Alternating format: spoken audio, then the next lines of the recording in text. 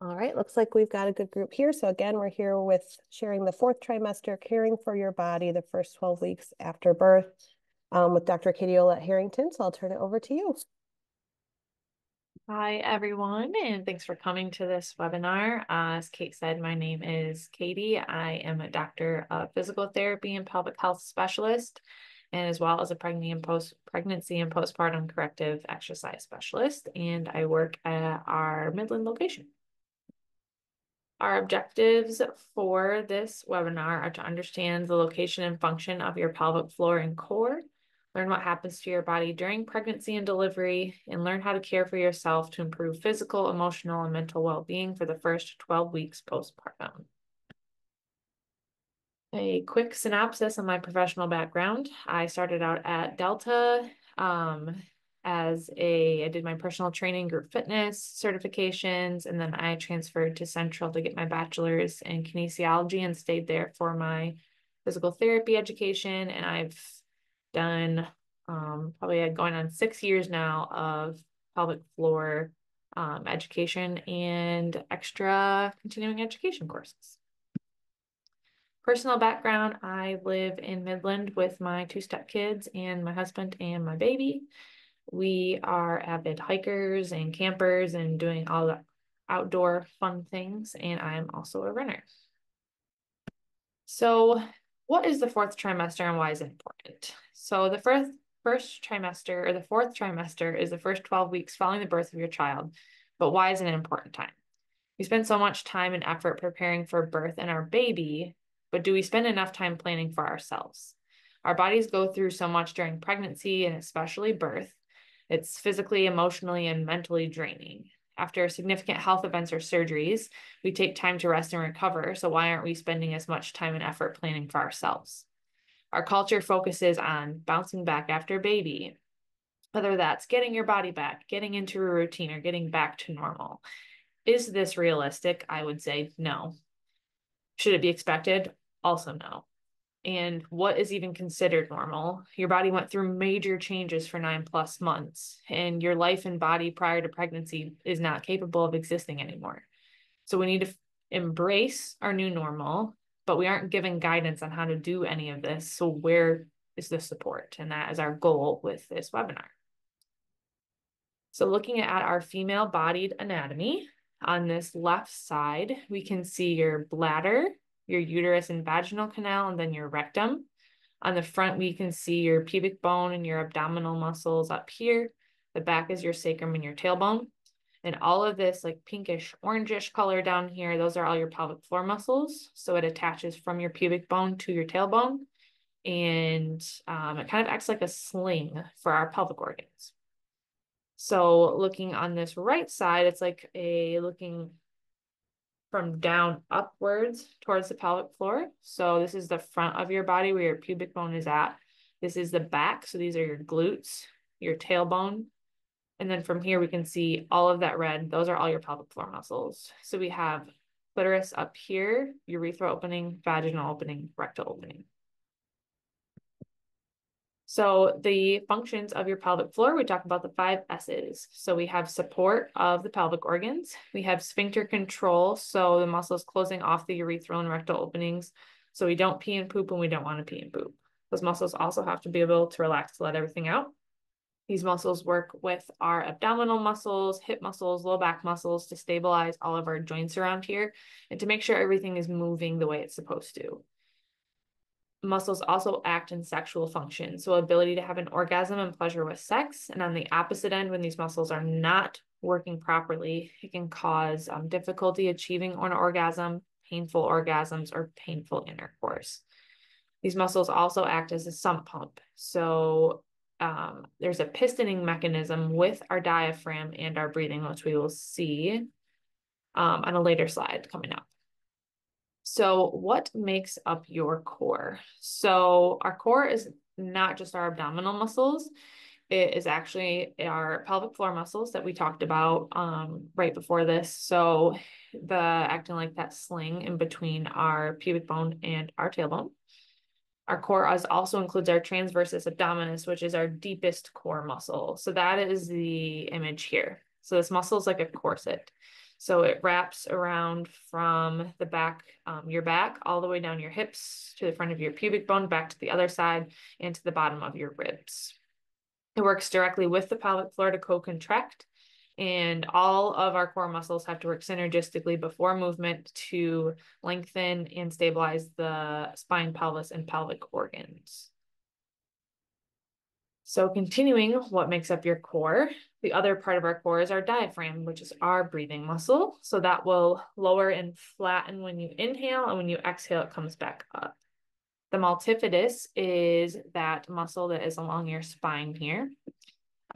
Short, deep muscles that lay along the whole spine. So cervical, thoracic, lumbar, sacrum.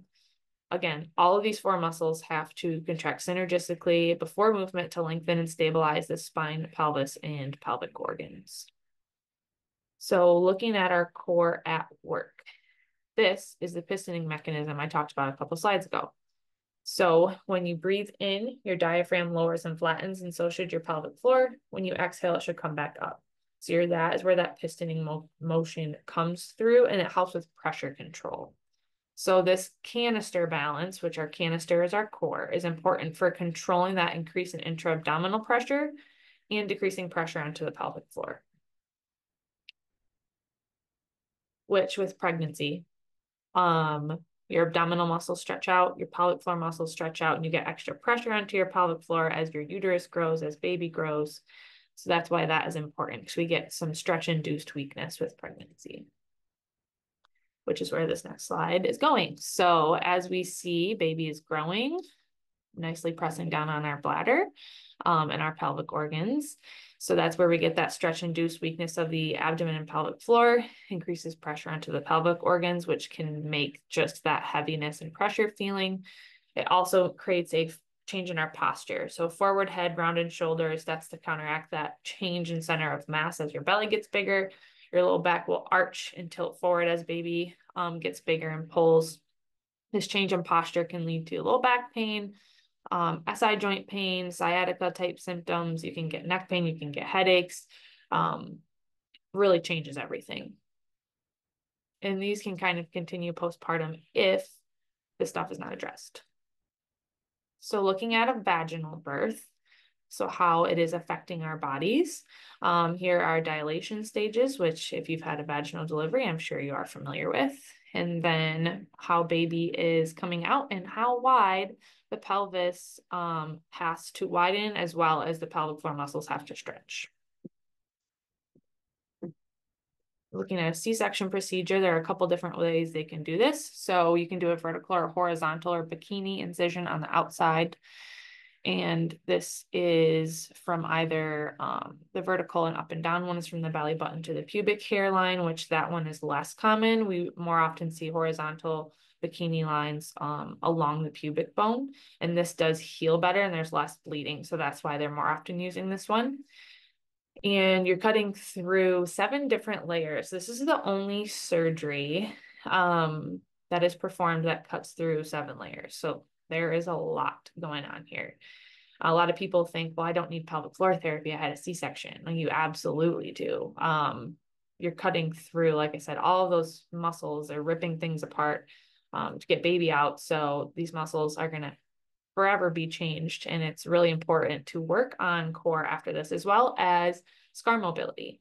As a scar heals, the fibers of that can like lay down haphazardly. So unless they're giving extra stimulation from the outside, which is where a scar massage comes in, then they're going to lay down in crazy ways and it'll change the way the core muscles can be activated. But that also can lead to pain with intercourse, urinary urgency, urinary frequency, lower abdominal pain, all the things we don't want, low back pain. So also important to have physical therapy or occupational therapy after a C-section. So the lovely postpartum hormone shift. As you can see, during pregnancy, your progesterone and estrogen rise. You start to have prolactin rise towards the end, which helps with milk production. So at childbirth, you can see a very drastic drop in that progesterone and estrogen. And your oxytocin will change whether or not you are breastfeeding.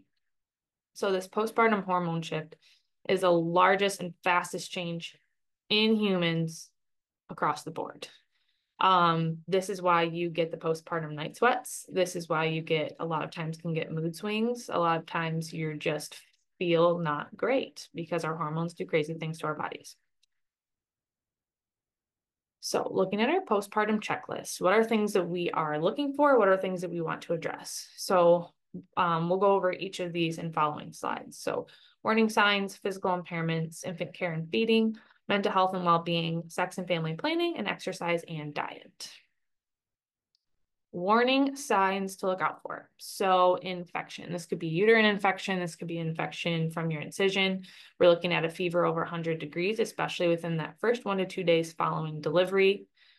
Significant pain in the lower abdomen or during urination, difficulty urinating, especially pay attention to this if you've had catheter placement.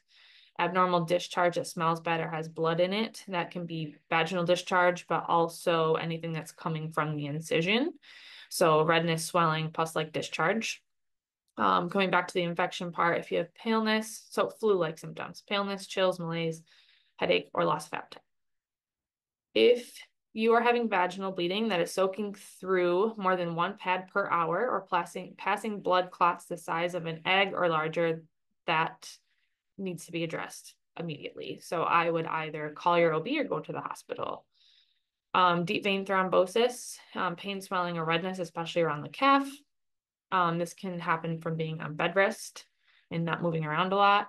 Postpartum preeclampsia, it is a rare condition, but that occurs when you have high blood pressure and excess protein in your urine, and that is soon after childbirth. You can have preeclampsia during pregnancy, but that typically does resolve after delivering. In most cases of postpartum preeclampsia develop within that first 48 hours after childbirth, but it can sometimes develop up to 6 weeks after. So that's when your blood pressure is more than 140/90. If you do happen to have a blood pressure cuff at home, excess protein in urine would only be able to be detected through a urinalysis.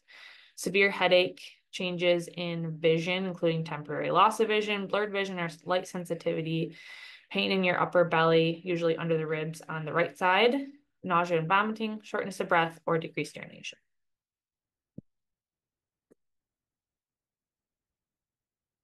Common impairments seen postpartum. So this is where pelvic floor therapy comes in.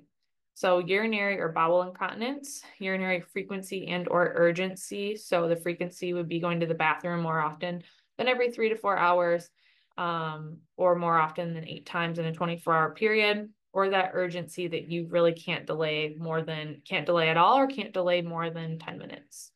Diastasis recti or diastasis, tomato, it's where that separation in the abdominal muscles happen. I hate the term mommy belly, but that's what many people know it as. You just have that lower belly kind of like pooching.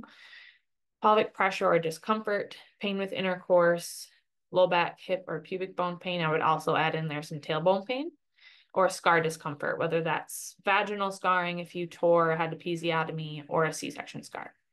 So you have an increased risk of pelvic floor dysfunction with prolonged pushing, labor under 20 minutes, or use of forceps or a vacuum. Anytime when we just have a lot of that stretching or tearing of the pelvic floor. And that can cause the weakness, like I said, with or without vaginal delivery. So even if you had a C-section, it doesn't mean that your pelvic floor doesn't have issues. Because with pregnancy, you still had that pressure down. And even if you maybe you pushed for a little while and then had a C-section, still can affect the pelvic floor, even though a baby didn't come out of there.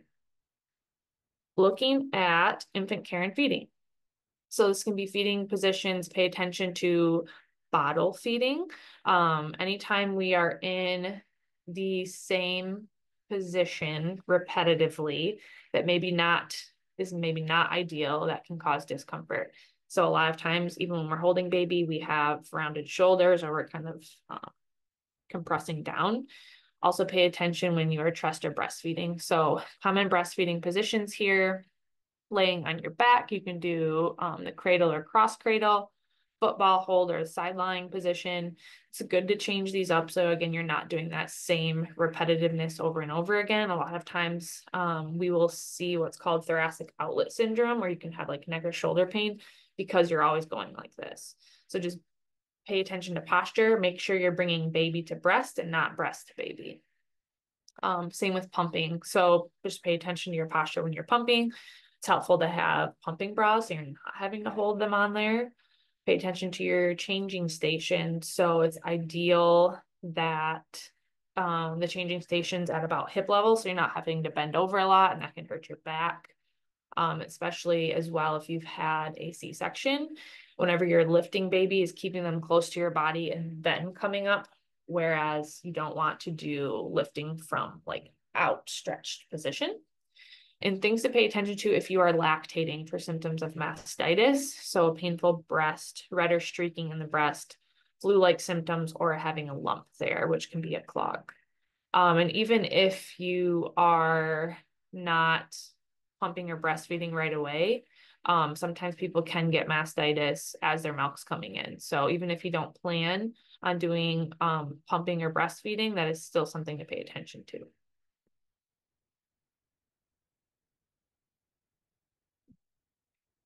So postpartum mental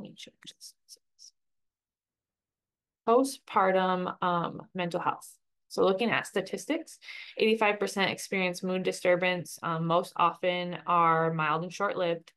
10 to 15% are more significant forms. So we have postpartum blues, which is probably more so that hormone shift. We have postpartum depression and postpartum psychosis. Like we said, that hormone shift can play a role.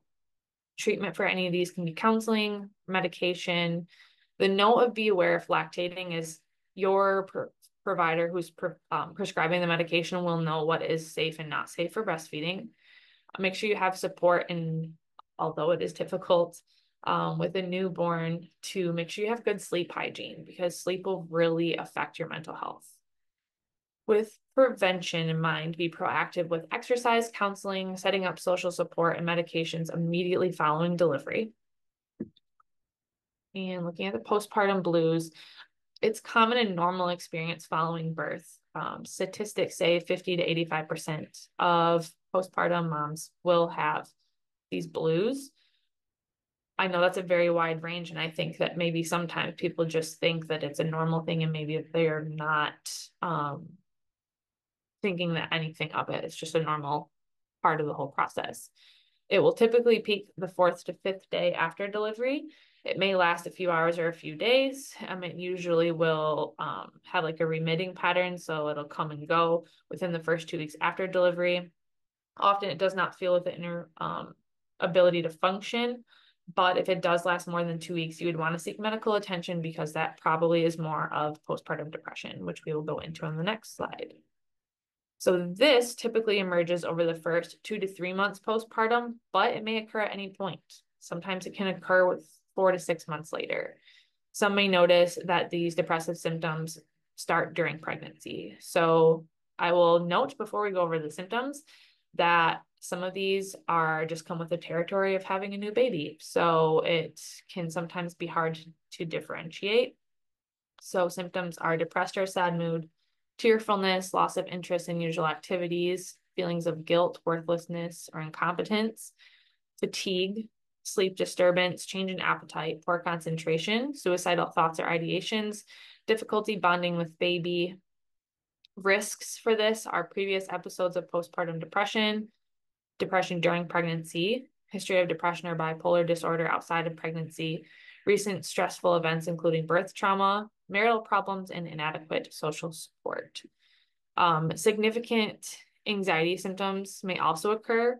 I would say that generalized anxiety is common, but some women also develop panic attacks. Postpartum OCD or obsessive compulsive disorder has also been reported, where there's like intrusive thoughts of harming their infant.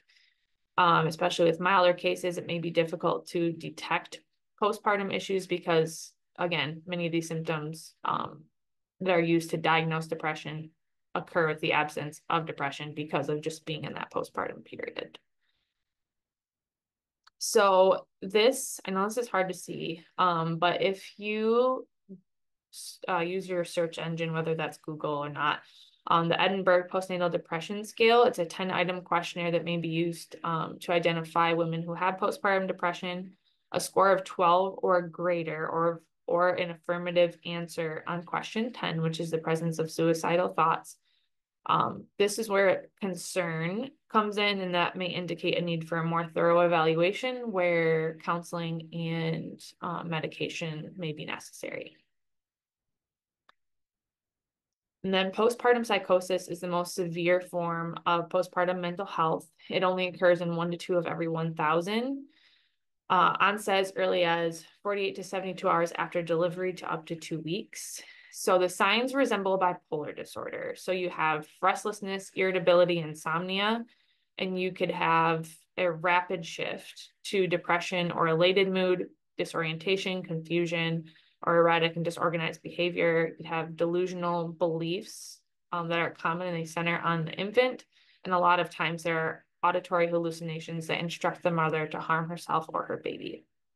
I will say that intrusive thoughts, I don't think are the same as this postpartum psychosis. I think it's very normal and common to have intrusive thoughts. And just because you have them, I don't think that that makes you have postpartum psychosis. And as a note, the suicide and crisis hotline is 988, and you can call or text if you feel like you are having any of these thoughts. The texting part's great because I know a lot of times we don't like to talk on the phone. I myself avoid it at all costs, so the texting part is nice. I will say also, know that you're not alone. If you do experience any of these things, I feel like it is very common, but mental health is a taboo subject and it's not something that's normally talked about. We already, as moms, I feel like we're failing a lot, so we don't want to talk about it because we don't want people to think we're bad moms because we already think that about ourselves. But know that you are a great mom and you're not alone. And just being there for your baby is the best thing that you can do. So taking care of yourself helps you take care of your baby. So moving on to sex and family planning, you want to make sure you wait until your 6 to 8 week checkup, and or until your stitches have healed to have any penetrative intercourse. Pain may be present if tearing occurred, or if you had an episiotomy. So I recommend using water-based lubricant, practice deep breathing and relaxation techniques. You can try different positions and definitely go to pelvic floor therapy. There are things that we can help with relaxing the muscle, doing scar massage, other things that, can help relax everything. Birth control or family planning. I recommend to all of my patients that your body needs a minimum of 18 months in between pregnancies to make sure you are recovered. And sometimes it's longer for some people, depending on how your pregnancy and birth went. Looking at exercise and diet. So let's go over some exercise precautions and myths. So myth 1, you can't do anything the first 6 to 8 weeks. That's just not true. There are a lot of things that you can and should be doing in that first 6 to 8 weeks. That may include just going for walks. It can include gentle pelvic floor contractions, gentle deep core muscle contractions, and working on breathing. So things that you probably are already doing, just being more intentional about. And then the other myth is once you're cleared at that 6 to 8 weeks, you're good to return to whatever exercises you like. Again, you are pregnant for anywhere from 9 to 10 months, sometimes 8. Your body has done a lot, and you need to take time to rest and recover, and rehab. So how soon and to what level you're able to return to exercise depends on many factors. It will include the way you delivered, if you had tearing, if you had an episiotomy, if this is your second, third, fourth C-section. Keep in mind with nutrition, I would recommend to keep taking or start taking a prenatal vitamin. When you're pregnant and if you are lactating, the baby will receive everything it needs to grow and develop from you. So if you don't have enough of it, it's still going to go to your baby. If you're not replacing these essential nutrients with quality vitamins and minerals, it can leave your body feeling drained physically, mentally, or emotionally. And these can go on for years if they're not discovered. And it can get worse as your body goes through multiple pregnancies and it wasn't addressed. So, yes, with lactating, especially breastfeeding, because with breastfeeding, as baby latches onto the nipple, their saliva goes into the breast and tells your body what the baby needs. So if you are doing that, you might even have more of a depletion of vitamins and minerals. Something I recommend for mineral cocktails, if you have Instagram, she might have a website as well as Aloha Nutrition. She has a free guide on mineral cocktails you can have that replaces your electrolytes and stuff that's really important for recovering from pregnancy. You can also add trace mineral supplements to water. You can get those on Amazon, but making sure you have a well-rounded and nutritious diet. So getting your fruits and your vegetables, and if you eat meat, good lean proteins. Yogurt's good too to have a good solid protein and fat base. Postpartum period, and if you are lactating, is not the time to try and lose weight. All your body cares about at that point is creating milk and recovering from pregnancy. So give yourself some grace and eat the things. Precautions for exercising. So if you notice the following during exercise, scale back on what you're doing. It means you're not having a great load transfer, or there's some give in a muscle that could lead to further injury if you keep going. So urinary or fecal leakage, pelvic or low back pain, abdominal pain, incision discomfort. Stop immediately if bleeding or opening of the incision occurs and seek medical care. That's called dehiscence. And if that doesn't get addressed, you can have an infection. Doming or peaking of the abdomen. So whereas if you sit up or lay down and you notice that your stomach kind of goes like this, I would just be wary of what you're doing.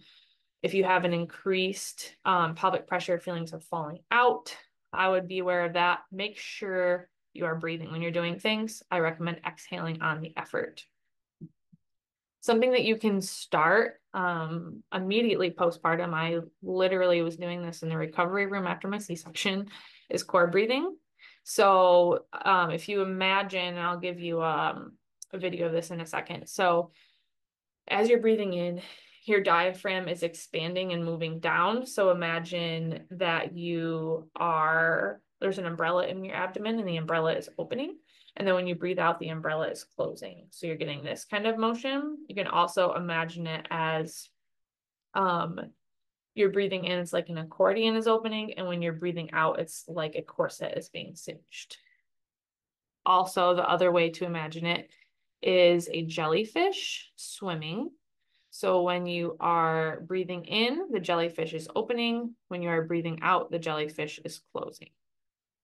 So breathing in, breathing out, breathing in, breathing out, breathing in, breathing out.